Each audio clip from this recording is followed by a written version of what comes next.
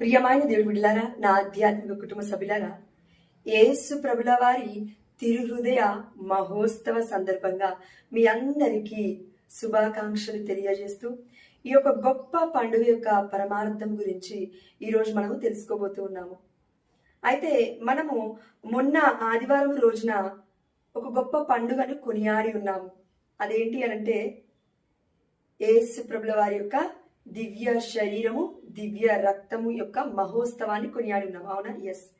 దాని తర్వాత మళ్ళీ ఈ ఫస్ట్ ఫ్రైడేనే ఈ యొక్క జూన్ మంత్ లో యేసు తిరుహృదయ మహోత్సవాన్ని కొనియాడుతూ ఉన్నాం. దేర్ ఈస్ ఏ కనెక్షన్ అండి ఇన్ బిట్వీన్ దీస్ థింగ్స్. అంటే ఈ రెండింటికి ఒక గొప్ప కనెక్షన్ ఉంది.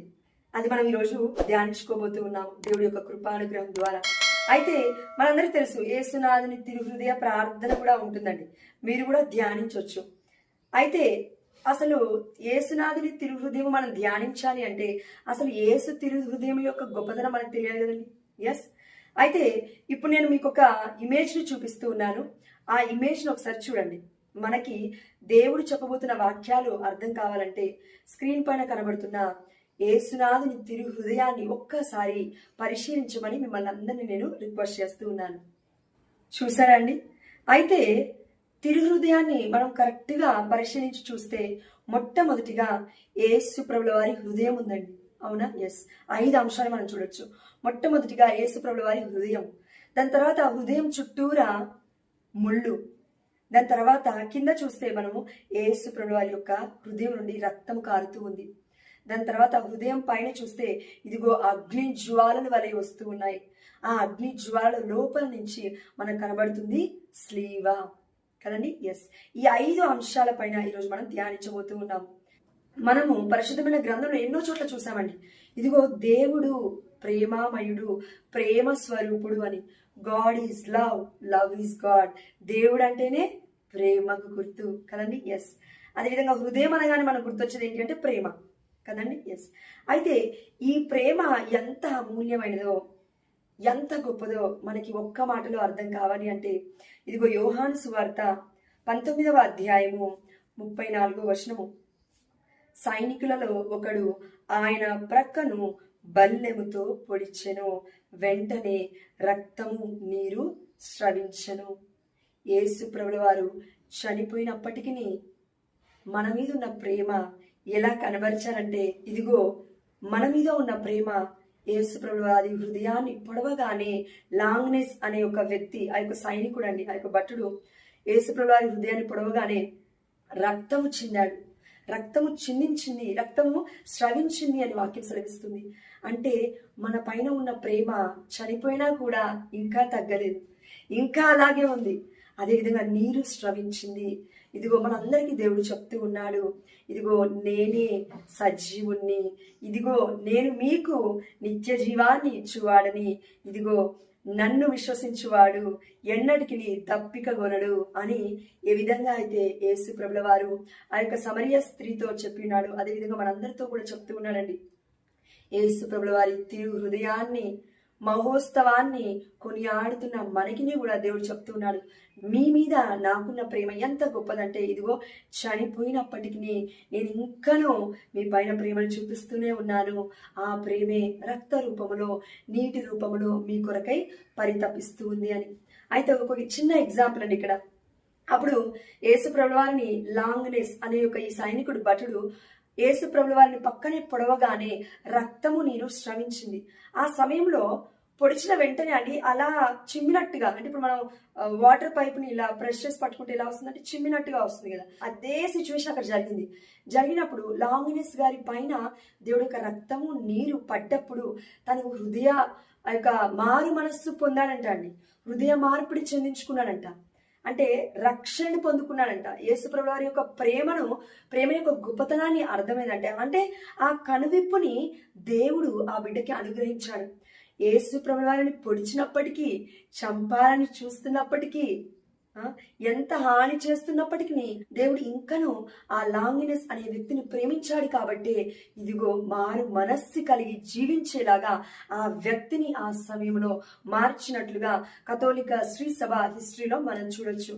అయితే అదేవిధంగా మీకు ఇంకా డీటెయిల్స్ తెలియాలి అంటే నేను కింద ఈ యొక్క వీడియోలో ఒక లింక్ డిస్క్రిప్షన్ మీకు పెడతాను. తప్పకుండా ఆ యొక్క డిస్క్రిప్షన్లో మీకు ఈ డీటెయిల్స్ అన్ని కనబడతాయి, దయచేసి చూడండి. అయితే మొట్టమొదటిగా మనం చూసింది దేవుడి యొక్క హృదయము, అవునండి. ఎస్.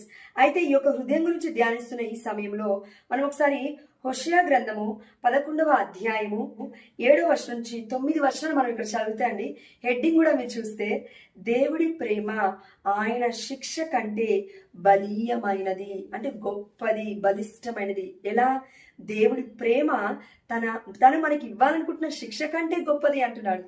అంటే దేవుడు మనకి శిక్షిస్తా అనుకుంటాడండి, కానీ శిక్షించలేడు. దండిస్తా అనుకుంటాడు, దండించలేడు. నశింపజేయాలనుకున్నాడు అనుకోండి, ఫర్ ఎగ్జాంపుల్, అనుకోడు దేవుడు, బట్ నశింపజేయలేడు. ఎందుకంటే దేవుడికి మన పైన ఉన్న ప్రేమ ఎంత గొప్పదంటే, ఇదిగో స్లీవలో చనిపోయినప్పటికీ నేను నిన్ను ప్రేమిస్తున్నానమ్మా అని రక్తము నీరు శ్రవించిన గొప్ప హృదయం అండి మన దేవుడిది. కాబట్టి ఒకసారి ఇక్కడ మనము సందర్భాన్ని చూస్తే, ఇజ్రాయెల్ ప్రజలతో దేవుడు మాట్లాడుతూ ఉన్నాడు. ఇదిగో మీరు దుఃఖిస్తూ ఉన్నారు, నేను మిమ్మల్ని శిక్షించాలనుకున్నాను, మిమ్మల్ని పరిత్యజించాలనుకున్నాను, కానీ మిమ్మల్ని పరిత్యజించలేకపోతున్నాను. ఎందుకంటే నా హృదయము అందుకు అంగీకరించటలేదు, నా గుండె జాలితో కంపించుచున్నది, నేను కోపముతో మేము శిక్షింపను అని దేవుడు తన హృదయం గురించి గొప్పగా మనకి వివరిస్తూ ఉన్నాడండి. నా హృదయము మిమ్మల్ని శిక్షించదు, నా హృదయము ప్రేమతో నిండి ఉంది, నా హృదయము మిమ్మల్ని ఎల్లప్పుడూ క్షమిస్తూనే ఉంది, నా హృదయం ఎప్పుడూ కూడా మిమ్మల్ని శిక్షకు గురి చేయను అని దేవుడి యొక్క వాక్యం సెలవిస్తూ ఉంది. కాబట్టి ఈ తిరు హృదయంలో ఉన్న ప్రేమ ఎంత గొప్పదంటే, మనము చనిపోతుంటే దేవుడి కోసం తన ప్రాణాన్ని అడ్డుగా వేసి గొర్రె పిల్లవలే శ్రీవలో బలి అయ్యాడండి దేవుడు. అంటే తన హృదయాన్ని దేవుడికి ఇచ్చేసినాడు. అందుకే ఇదిగో నా ఆత్మను నీ చేతికి అప్పగించున్నాను తండ్రి అని పలిగి ఉన్నాడండి. అదేవిధంగా మనమును మన హృదయాలను మన దగ్గర పెట్టుకోకుండా, ఇదిగో అన్ని బలుల కంటే శ్రేష్టమైనది హృదయ బలి, దివ్య బలి పూజలో మనం దేవుడికి అర్పించాల్సింది మొట్టమొదటిగా మన హృదయాన్ని. కాబట్టి మన దేవుడు ఈ యొక్క తిరు హృదయ మహోత్సవ సందర్భంగా, అమ్మా నీ హృదయం ఇంకా నీ దగ్గరనే ఉంది, అయ్యా నీ హృదయం ఇంకా నీ దగ్గరనే ఉంది, నా హృదయానికి జత చేయయ్యా, నా హృదయముతో ఐక్యం అవ్వండి అని దేవుడు మనందరికీ చెప్తూ ఉన్నాడండి ఈ యొక్క మొదటి అంశం ద్వారా. రెండవ అంశం మనం చూసుకున్నట్లయితే, ముళ్ళు. మనందరికి తెలుసండి, ముళ్ళులు అంటే దేవుడి యొక్క తిరు హృదయం చుట్టూరా ముళ్ళులు ఉన్నాయి. అయితే ఆ ముళ్ళులను మనం చూస్తే మనకి ఏం గుర్తు రావాలంటే, ఇదిగో మన తలంపుల ద్వారా చేసిన పాపాలు, ఇదిగో మన క్రియల ద్వారా మనం చేసిన ఎన్నో ఘోరమైన పాపపు క్రియలు, కామపు ఆలోచనలు, అసూయ కలిగిన ఆలోచనలు, ఎంతో మంది దూషించిన, నిందించిన, అవమానపరిచిన క్రియలు మనకి గుర్తు రావాలి. అదేవిధంగా వాటన్నిటినీ యేసు ప్రభుల వారు స్వీకరించి మనం చేసిన ప్రతి తప్పిదానికి దేవుడు ఒక మూల్యాన్ని చెల్లించినాడు. అదే తన యొక్క శిరస్సుకి ముళ్ళ కిరీటము గుచ్చబడిందండి. అయితే మనం ఏమనుకుంటామంటే, ఫిజికల్గా ముళ్ళ కిరీటం ఇక్కడ గుచ్చబడింది కాబట్టి మనం తలంపులతో చేసిన పాపమే అని మనం అనుకుంటాం, కానీ అది కాదండి. దాంతోపాటు ఇంకొక అమూల్యమైన విషయం ఏంటి అంటే, ఇదిగో మనం పాపము చేస్తున్నప్పుడెల్లా, మనం పాపపు క్రియలు చేస్తున్నప్పుడెల్లా, మనము పాపపు ఆలోచనలు ఆలోచిస్తున్నప్పుడెల్లా హృదయం దగ్గర నుంచే కదండి ఏదైనా మనం చేసేది. హృదయం నుంచి మనకు ఒక ఆలోచన వస్తేనే ఇక్కడికి పాస్ అయ్యి దాని తర్వాత we will do the actions, right? మనం ఆ మాటలను మనం క్రియలు చేస్తాము. ఆ ప్రతి క్రియ ఇక్కడి నుంచే స్టార్ట్ అవుతుంది. ఆ ప్రతి నోటి మాట, దూషకరమైన మాటలు, పాపం మాటలు ఇక్కడి నుంచే స్టార్ట్ అవుతున్నాయి. కాబట్టి దేవుడు తన హృదయానికి ముళ్ళ కిరీటములు చూపిస్తూ ఉన్నాడండి. ఎందుకంటే మనం చేసిన తప్పులు, మనం ఆలోచించిన ఆలోచనలు, మనం దేవుడి నుంచి దూరంగా వెళ్ళిపోయి ఎన్నో ఘోరమైన కార్యక్రమాలు చేసి ఉండొచ్చు. అయితే ప్రియమైన బిడ్డ, ఆ హృదయాన్ని ఇంకా బాధ పెట్టకమ్మా. నీ కోసమై, నా కోసమై మన కల్వరినాథుడు కల్వరిలో స్లీవలో మరణించినాడు. ఎన్నో ఘోరమైన బాధలు పడి ఉన్నాడు. ఇప్పటికైనా తన హృదయాన్ని అర్థం చేసుకొని, నీ బాధలను, నీ కష్టాలను, నీ కన్నీళ్లను, నీవు పడుతున్న ప్రతి వేదన, హృదయ తలంపులను దేవుడు చూస్తూ ఉన్నాడు. దేవుడు తన హృదయానికి నీ బాధలను సమర్పించమని అడుగుతూ ఉన్నాడు, ఆ ముళ్ళును చూపిస్తూ. కాబట్టి ఆ థ్రోన్స్ ద్వారా, ఆ యొక్క ముళ్ళుల ద్వారా దేవుడికి మన జీవితంలో ఉన్న ముళ్ళులను, అంటే ప్రతి ఒక్క బిడ్డ జీవితంలో ప్రతి ఒక్క ముళ్ళు ఉంటుందండి, ఏదో ఒక ముళ్ళు ఉంటుంది. ఫర్ ఎగ్జాంపుల్, అన్నీ ఉన్నప్పటికీ శాంతి సమాధానం లేకపోవడం, అన్నీ ఉన్నప్పటికీ సంతానం లేకపోవడం, అన్నీ ఉన్నప్పటికీ బిజినెస్లో ఎదుగుదల లేకపోవడం, అన్నీ ఉన్నప్పటికీ జాబ్ పరంగా కరెక్ట్గా లేకపోవడం, అన్నీ ఉన్నప్పటికీ మన చుట్టూ శూన్యంగా కనబడుతూ ఉన్నప్పుడు, అన్నీ ఉన్నప్పటికీ అందరూ ఉన్నప్పటికీ మనము లోన్లీగా అనాథగా ఫీల్ అవుతూ ఉన్నాము. ఇవన్నీ, ఈ ఆలోచనలు అన్నీ అండి, ఇవి ముళ్ళుతో సమానము. అవి ఎవరు తీర్చలేనివి, దేవుడు మాత్రమే తీర్చగలడు. హృదయ అంతరంగంలో చూస్తున్నాడండి మన దేవుడు. కాబట్టి ఎప్పుడైతే మనము మన ఈ ఆలోచనలు, మన యొక్క ముళ్ళ కిరీటము వల్లే ఉన్న ఈ బాధలను తీసుకువెళ్ళి, దేవా నీ యొక్క తిరుహృదయానికి నా హృదయాన్ని సమర్పిస్తూ ఉన్నానయ్యా, నా హృదయాన్ని లీడ్ చే తండ్రి, నా హృదయమును శాంతి సమాధానాన్ని, ప్రేమను, ఐక్యతను ఉండేలాగునా నన్ను దీవించయ్యా అని మనం అడిగినప్పుడు అండి, మన హృదయంలో ఎక్కడ లేని శాంతి సమాధానం వస్తుంది. ఎవరు ఇవ్వలేని పరిపూర్ణమైన ఆనందము దేవుడు ఇస్తాడండి, మన యొక్క లేఖనాలను దేవుడు పలికిన విధంగా. కాబట్టి నేను ఎక్కడ తిరిగినా, ఎన్ని పనులు చేసినా, ప్రపంచమంతయు తిరిగినా, ఎన్ని డబ్బులు నాకున్నా, ఇదిగో శాంతి సమాధానం లేకపోతే నేను వ్యర్థుడని, ఎందుకంటే డిప్రెస్కి, స్ట్రెస్కి గురై చనిపోతాను. కాబట్టి అండి, మన హృదయం శాంతి సమాధానంతో ఉండాలంటే, ఇదిగో నేనే ప్రేమ స్వరూపుణ్ణి, నేనే ప్రేమామయుణ్ణి అని అంటున్న మన దేవుణ్ణి మనం కొలుగుంచుకోగలిగితే మన హృదయంలో తప్పకుండా మన ముళ్ళ లాంటి మన ఈ బాధను, సమస్యలను కూడా దేవుడు తీరుస్తాడు. మెయిన్ ఇది రెండో అంశం. అయితే మూడో అంశం ఏమంటే, మనం చూసామండి ఇప్పుడు తిరుహృదయం నుండి ఇప్పుడు మనము ధ్యానించుకున్న అంశమే యోహాను సువార్త 19వ అధ్యాయము 34వ వచనంలో, వెంటనే రక్తము నీరు స్రవించెను హృదయంలో పొడవగానే. అయితే రక్తము ప్రవహిస్తూ ఉందండి ఆ యొక్క హృదయం. మీరు కరెక్ట్గా చూడండి, ఆ యొక్క హృదయం నుండి రక్తము స్రవిస్తూ ఉంది. ఈ రక్తము దేనికి గుర్తుగా ఉందండి? మనందరికీ తెలుసు, మొన్ననే మనం సెలబ్రేట్ చేసుకున్నాం కదండి, దివ్య శరీరము, దివ్య రక్తము. అయితే యేసు ప్రభుల వారు మనతో చేసుకున్న నిబంధనకి గుర్తుగా ఉంది. ఎందుకు ఈ మాట అంటున్నా అంటే, ఇదిగో మన పరిశుద్ధమైన గ్రంథంలో చూసామండి, ఇది నా రక్తము చేత అర్పింపబడున్న మీకును నాకును మధ్యన ఉన్న నూతన నిబంధన అని దేవుడు అంటూ ఉన్నాడు. రక్తము గురించి మనం మాట్లాడుకుంటున్న ఈ అంశంలో దేవుడి యొక్క రక్తము మనకి రక్షణకి గుర్తుగా ఉంది. దేవుడి యొక్క రక్తము మనకి స్వస్థతకి గుర్తుగా ఉంది. ఇదిగో దేవుడి యొక్క రక్తము దేవుడికి మనకును మధ్య ఉన్న నిబంధనని మనకి ఈరోజు గుర్తు చేస్తూ ఉంది. ఆనాడు మనం చూసామండి, మోషేతో దేవుడు ఇజ్రాయెల్ ప్రజలకి నా నిబంధన చెప్పు అన్నప్పుడు నిబంధన చేసుకున్నారు. అవును మేము చేస్తాం అన్నారు ఇజ్రాయెల్ ప్రజలు. అవును ఒప్పుకున్నారు, దేవుడి యొక్క ఆజ్ఞను అనుసరిస్తామని వారు ప్రతిజ్ఞ చేస్తున్నారు. దానికంటే ముందు చూస్తే మనం అబ్రహాముతో కూడా దేవుడు నిబంధన చేసుకున్నాడు. అంటే తన యొక్క కుమారుడు ఇచ్చిన తర్వాత, ఈసాకు ఇచ్చిన తర్వాత దాని సంతతి వారందరూ సున్నతిని పొందాలి అని. దానికి ముందుగా మనం చూసుకుంటే అండి, మన నోవాహు గారితో ఇదిగో ఓడలకి నీవు నీ యొక్క కుటుంబంతో వెళ్ళుము నోవా, ఇక మీద ఎన్నటికి నేను ఇలా ప్రజలందరినీ నేను ఇలా మట్టి పెట్టను, నాశనం చేయను. అయితే ఈ యొక్క ప్రమాణానికి గుర్తుగా నేను ఆకాశంలో ఇంద్రధనస్సును నిలుపుతున్నాను అని ఇంద్రధనస్సును దేవుడు ఒక నిబంధనగా చూపిస్తూ ఉన్నాడు. అదేవిధంగా కొత్త నిబంధనకు వచ్చేసరికి మనందరికీ తన రక్తాన్ని చూపిస్తూ ఉన్నాడండి. ఇదిగో ఇది నా రక్తము, అనేకుల పాప పరిహారార్థమై చిందబడున్న నూతన నిబంధనపు యొక్క నా రక్తము అని దేవుడు అని ఉన్నాడు సువార్తలలో. కాబట్టి ఈ రక్తము మనకి దేవుడికి మధ్యన ఉన్న నిబంధన. ఈ నిబంధన మనం మర్చిపోవద్దు. చనిపోయేంత వరకు మనకి ఈ నిబంధన గుర్తుండాలండి. దేవుడి రాకడ ఎప్పుడు వస్తుందో మనకి తెలియదు. మనం పోయే రాకడ కూడా అవ్వచ్చు, అంటే మనం చనిపోయే సిచ్యువేషన్ కూడా అయి ఉండొచ్చు అండి. అప్పుడు మనం దేవుడి సన్నిధిలో ఉండాలని మనం ఆశపడుతూ ఉన్నాము. కాబట్టి ఈ నిబంధనని దేవుడు మర్చిపోలేదు, ఎప్పుడు ఎల్లప్పుడూ ఉన్నాం. కాబట్టి ఇదిగో కథోలిక శ్రీసభ ప్రపంచవ్యాప్తంగా అందుకే ప్రతిరోజు అండి దివ్య బలి పూజను అర్పిస్తూ ఉంది.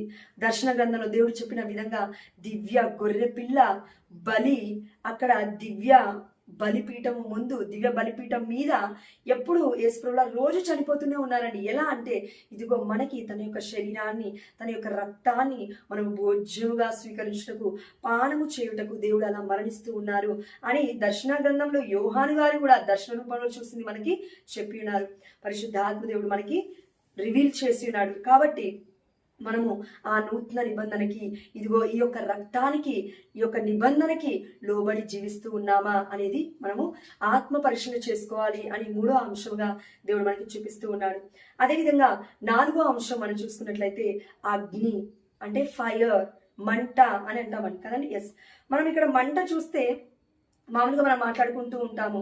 పరిశుద్ధాత్మ దేవుణ్ణి మనం ఏ రూపంలో మాట్లాడుకుంటామంటే, ఇదిగో పావుల రూపంలో, నీటి రూపంలో, అగ్ని రూపంలో, సమ్ టైమ్స్ ప్రవక్తలు లేకపోతే రాజులని కొంతమంది ప్రవక్తలు బ్లెస్ చేసినప్పుడు, హస్త నిక్షేపణ చేసినప్పుడు, వారిపైన దేవుడు దీవించమని వారికి ఆజ్ఞాపించినప్పుడు వారి తైలంతో కూడా వారిని అభిషేకించినారు. అంటే ఆయిల్ కూడా it's a symbol of anointing, right?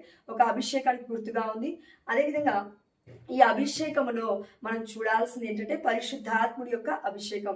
ఈ మంట, ఈ అగ్ని దేనికి సాదృశ్యంగా ఉందంటే, ఇదిగో పరిశుద్ధాత్మ దేవుడికి సాదృశ్యంగా ఉంది. అయితే ఈ పరిశుద్ధాత్మ దేవుడి మరి అగ్ని ఎందుకు చూపిస్తూ ఉన్నాడు దేవుడు? ఈ పరిశుద్ధాత్మ దేవుడు మరి ఎక్కడ బాధపడ్డాడు? ఏ విషయంలో బాధపడుతూ ఉన్నాడు? తిరుహృదయం కదా, అది తిరుహృదయంలో ఉన్న అగ్ని. అయితే ఆ అగ్ని ఎందుకు చూపిస్తూ ఉన్నాడంటే, దేవుడు చెప్తున్న ఒక గొప్ప మాట అండి. ఇదిగో ఏ బిడ్డ అయితే నా చిత్తాన్ని చేయడానికి పరుగు పరుగున వారి యొక్క జీవితంలో ప్రతిదీ చేస్తూ ఉంటారో, వారి యొక్క జీవిత ప్రయాణంని కొనసాగిస్తూ ఉంటారో, నేను ఇచ్చిన పరిచయను, నేను పిలిచిన పిలుపుకి విధేయత చూపిస్తూ ఏ బిడ్డలైతే జీవిస్తూ ఉంటారో వారి యొక్క హృదయం ఎప్పుడు అండి మంట మండుతూ ఉంటుంది. వారి యొక్క జీవితం ఎప్పుడు ఇదిగో మంట మండుతూ ఉంటుంది. అందుకే దేవుడు అన్నాడండి, ఇదిగో నేను మీ పక్షంలో పోరాడుతాను, మీరు కదలక మెదలక ఉండు అని నిర్గమకాండం 14వ అధ్యాయం 14వ వచనంలో దేవుడు చెప్తూ ఉన్నాడు. ఎందుకు ఆ మాట అన్నాడంటే, ఇదిగో మన చుట్టూరా అండి ఒక అగ్ని కంచం ఉంది. మన చుట్టూరా ఒక అగ్ని కంచం ఉంది, ఒక ప్రొటెక్షన్ ఉంది, సర్వాంగ కవచం ఉంది. అదే పరిశుద్ధాత్మ దేవుడు. అందుకే మనం ఎక్కడికి వెళ్ళినా దేవుడు యొక్క సన్నిధి మనలో ఉంటుంది, మనతో పాటు వస్తుంది అనే దానికి సాదృశ్యంగా ఈ యొక్క అగ్ని స్వరూపుని మనం చూడొచ్చు. అంతెందుకండి, మనం చూసాము అపోస్తుల కార్యంలో పవిత్రాత్మ రాకడ రోజున, అంటే పెంతకోస్తు పండుగ రోజున, 2 వారాల ముందు మనం జరుపుకున్నాం కదండి. పెంతకోస్తు పండుగ రోజున ఏం జరిగిందండి? అగ్ని నాలుకల వలె పరిశుద్ధాత్మ దేవుడు దిగి వచ్చి వారు ప్రవచించేలాగా, వారు దేవుడి యొక్క వాక్యాన్ని బోధించేలాగున వారికి గొప్ప అద్భుతమైన శక్తిని దయచేసినాడు. అదేవిధంగా ఏ బిడ్డ హృదయంలో అయితే, ఏ బిడ్డ జీవితంలో అయితే పరిశుద్ధాత్మ దేవుడు ఉంటాడో, ఇదిగో వారి యొక్క హృదయం తహతహలాడుతుంది. ఎలా? నేను దేవుడి వాక్యాన్ని ఎప్పుడు చెప్పాలి, దేవుడి వాక్యాన్ని ఎలా అనుసరించాలి, దేవుడి యొక్క పరిశుద్ధమైన గ్రంథాన్ని ఎలా పఠించాలి, ఎలా చదవాలి, అయ్యా నన్ను ఖాళీగా కూర్చోబెట్టక తండ్రి, దేవా నీ గురించి నేను ఏదో ఒకటి చేయాలనుకుంటున్నాను అని ఆత్మ దాహం అండి, పరిశుద్ధాత్మ దాహం కొని ఉంటాం. We have a thirst in the lord. దేవుడి యొక్క సన్నిధికి ఎప్పుడు వెళ్ళాలని మన యొక్క హృదయం తహతహలాడుతూ ఉంటుంది. అందుకే కీర్తనకారుడు అంటాడు కదండి, ఇదిగో నీ యొక్క సన్నిధి నుండి నన్ను గెంటివేయకయ్యా, నన్ను దీవించు తండ్రి అని. సన్నిధి నుంచి ఎందుకు గెంటివేయకన్నాడు అంటే ఫిజికల్గా కాదండి, అంటే దేవుడి యొక్క సన్నిధి హృదయంలో ఉన్నప్పుడు ఆ ప్రజెన్స్ని వీ కెన్ ఫీల్ ఇట్. అప్పుడు ఆ యొక్క సన్నిధి నుంచి మనం ఎప్పుడైతే వీడిపోతున్నామంటే, దూరం వెళ్ళిపోతున్నామంటే దానికి అర్థం ఏంటంటే, మనం పాపము చేస్తూ ఉన్నప్పుడు పరిశుద్ధాత్మ దేవుడు మనలో నివసించడు. ప్రార్థన చేయకపోతే పరిశుద్ధాత్మ దేవుడు మనలో ఉండడు. ప్రేమించకపోతే పరిశుద్ధాత్మ దేవుడు మనలో ఉండడు. దేవుడి యొక్క ఆజ్ఞలకి లోబడకపోతే పరిశుద్ధాత్మ దేవుడు మనలో ఉండడు. అప్పుడు పరిశుద్ధాత్మ దేవుడు వెళ్ళిపోతుంటే మనం ఆ ఒంటరితనం భరించలేము, మనం అనాథలుగా మిగిలిపోతూ ఉంటాం ఆ సమయంలో. అయ్యా అందుకే నువ్వు నన్ను విడిచిపెట్టకయ్యా అని ఒక గొప్ప ఆత్మ దాహము మనలో రేకెత్తిస్తూ ఉంటుంది. చూడండి, మనలో ఉన్న ఆత్మస్వరూపుడు ఇదిగో నా దగ్గరికి చేరుకో అని చెప్తూ ఉంటాడు. చూడండి, అదండి పరిశుద్ధాత్మ దేవుడు అంటే. అంటే అగ్ని రూపంలో నిన్ను కాల్చి వేస్తూ ఉంది. It will not destroy you, but it will rebuild you in the Jesus. It will not destroy you, but it will rekindle in the Holy Spirit. అంటే it will infilling you with the holy spirit. అంటే అది నిన్ను పునర్జీవాన్ని పెంపొందించుకొని జీవించేలా చేస్తుంది. లేకపోతే పరిశుద్ధాత్మ దేవుని మరలా పొందుకునేలాగా, అంటే పరిశుద్ధాత్మ దేవుని మరలా పొందుకుంటూ, మరలా జీవిస్తూ, మరలా దేవుడితో ప్రేమలో పడుతూ, పరిశుద్ధాత్మ సహవాసాన్ని కోరుకుంటూ నీవు ఎప్పుడైతే జీవిస్తావో ప్రియమైన బిడ్డ, అది అగ్నికి సాదృశ్యంగా ఉంది. అందుకే దేవుడు బాధపడుతూ ఉన్నాడండి, మంట వలె వస్తూ ఉంది దేవుడి హృదయం నుండి కూడా.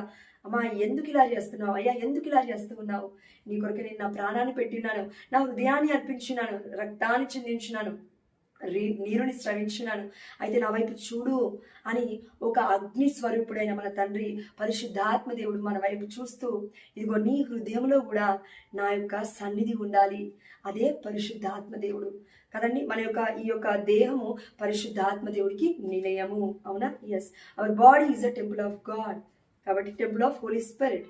సో మనం ఒక మాట అంటూ ఉంటాము, చాలా మంది అంటూ ఉంటారు, ఏమంటే hearts on fire, feet on the move. అంటే మన యొక్క హృదయం ఎప్పుడు మంట మండుతూ ఉండాలి, మన పాదాలు ఎప్పుడు పరుగులెడుతూ ఉండాలి. దేనికోసం? ఈ లోకంలో అశాశ్వతమైన వాటి కోసం కాదు, శాశ్వతమైన నిత్యరాజ్యం యొక్క పనులను చేయటకు, అంటే దేవుడి పరిచర్యలు చేయటకు, బోధించుటకు, ప్రేమించుటకు, ఎంతో మంది బిడ్డల గురించి ప్రార్థించుటకు, ఇదిగో పరిశుద్ధాత్మ శక్తిని రోజు రోజు పొందుకొనుటకు, ఇదిగో క్రీస్తులో మనం రోజు చనిపోవుటకు, రోజు రోజు దేవుడిలో జీవించుటకు.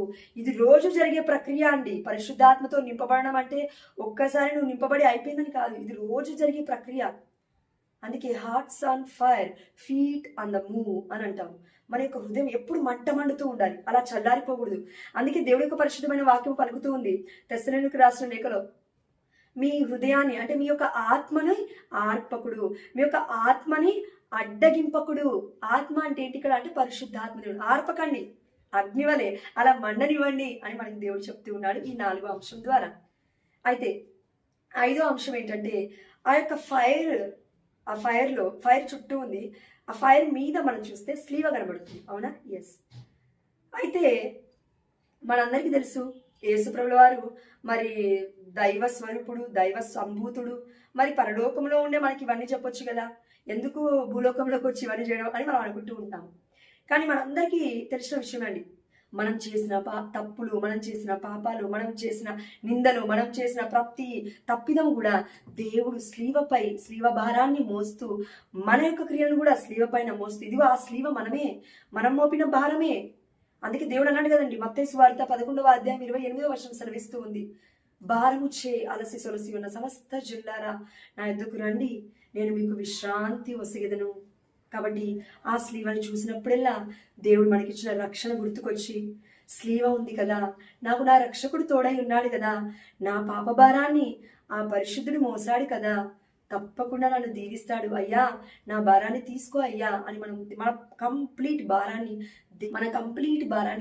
దేవుడు పైన మోపాలి అని దేవుడు తన హృదయాన్ని మనకి చూపిస్తూ, అమ్మా నీ జీవితంలో ఏది జరిగినా అది నా పైన డిపెండ్ చేయి, అది నా పైన వేయి, నేను మోస్తాను నీకోసం, నువ్వు మోయాల్సిన అవసరం లేదు. కానీ నేను చెప్పిన రీతిగా నిజాయితీగా, నీతిమంతంగా, గొప్ప వ్యక్తిగా, విశ్వాసపాత్రుడిగా, ప్రేమను కలిగి, నన్ను ప్రేమిస్తూ ఎదుటివారిని ప్రేమిస్తూ జీవించు తల్లి, జీవించయ్యా అని దేవుడు మనకి ఆ స్లీవ ద్వారా తన ప్రేమను ప్రకటిస్తూ ఉన్నాడు ప్రియమైన బిడ్డ. కాబట్టి ఈ 5 అంశాలలో దాగి ఉన్న గొప్ప ఈ మర్మాలను దేవుడే మనకి బయలుపరిచినాడు. అదేవిధంగా నా ద్వారా దేవుడు ఇంకా గొప్పగా నాకు జ్ఞానాన్ని ఇచ్చి మాట్లాడిపింపజేయాలి అని నా కోసం మీరు అందరూ ప్రార్థించమని మిమ్మల్ని అందరినీ నేను రిక్వెస్ట్ చేస్తూ ఉన్నాను. కాబట్టి నా కోసం, నా కుటుంబ సభ్యుల కోసం దయచేసి ప్రార్థించండి. నేను మీకోసం, మీ కుటుంబ సభ్యుల కోసం తప్పకుండా ప్రార్థిస్తాను. మీ యొక్క ప్రార్థన విన్నపాలను నాకు దయచేసి కామెంట్ రూపంలో తెలియజేయండి. తప్పకుండా నేను ప్రార్థిస్తాను. ఎందుకంటే దేవుడు నాకు ఇచ్చిన గొప్ప బాధ్యత ఏంటంటే, ఇదిగో పరుల కోసం ప్రార్థించమని. కాబట్టి దేవుడి యొక్క గాయాలు కూడా పంచగాయాలండి, మనందరికీ తెలుసు కదండి. ఎస్, పంచగాయాలు ఈ 5 అంశాలకి గుర్తుగా ఉన్నాయి. అదేవిధంగా మనందరికీ తెలుసండి, మానవుడికి పంచేంద్రియాలు అతి ముఖ్యమైనవి. అవునా? ఎస్. అయితే ఆ పంచేంద్రియాలను దేవుడి యొక్క పంచగాయాలకు సమర్పించాలి. ఇదేనండి పంచగాయాలు అంటే. తిరు హృదయంలో కూడా పంచగాయాలు ఉన్నాయి. మనం అంటూ ఉంటాం కదండి, దేవుడు స్లీవ పైన కొట్టబడినప్పుడు ఇదిగో పంచగాయాలను పొందుకొని ఉన్నాడని. అదే పంచగాయాలు దేవుడి యొక్క హృదయంలో నుంచి చూపిస్తూ ఉన్నాడండి మనకి ఈరోజు. కాబట్టి మనం దేవుని అర్థించుదాం, ప్రార్థిద్దాం. అదేవిధంగా ఏ బిడ్డ ఇంట్లో అయితే యేసు తిరుహృదయ పటం ఉంటుందో ఆ యొక్క ఇల్లు ఆశీర్వదింపబడుతుంది అని ఎంతో మంది పునీతులు చెప్పినారండి. అందరూ నేను రిక్వెస్ట్ చేస్తూ ఉన్నానండి, ఇదిగో దేవుడి పరిచర్య చేసే బిడ్డలకు గుక్కెడు నీళ్లు ఇచ్చిన దేవుడు తప్పకుండా వారిని ఆశీర్వదిస్తాడని అన్నాడు. అలాంటిది ఈ గొప్ప వాక్యాన్ని మీరు ఎదుటి వారితో పంచుకుంటే ఆశీర్వాదం తప్పకుండా వస్తుంది కదండి. దయచేసి మన జీవితాలు, మన యొక్క కుటుంబాలు దేవుడి యొక్క వెలుగులో ఇంకనూ కట్టబడాలి అంటే, దేవుడి యొక్క రక్షణ హస్తం మనకి ఎల్లప్పుడూ తోడుగా ఉండాలి అంటే మనం చేయాల్సిన ఈ చిన్న కార్యాలని దయచేసి ఈ వీడియోని షేర్ చేయండి. Please subscribe to my channel, My Voice Only for Jesus. Amen. Hallelujah. Praise the Lord in Jesus' precious name. God bless you all. Amen.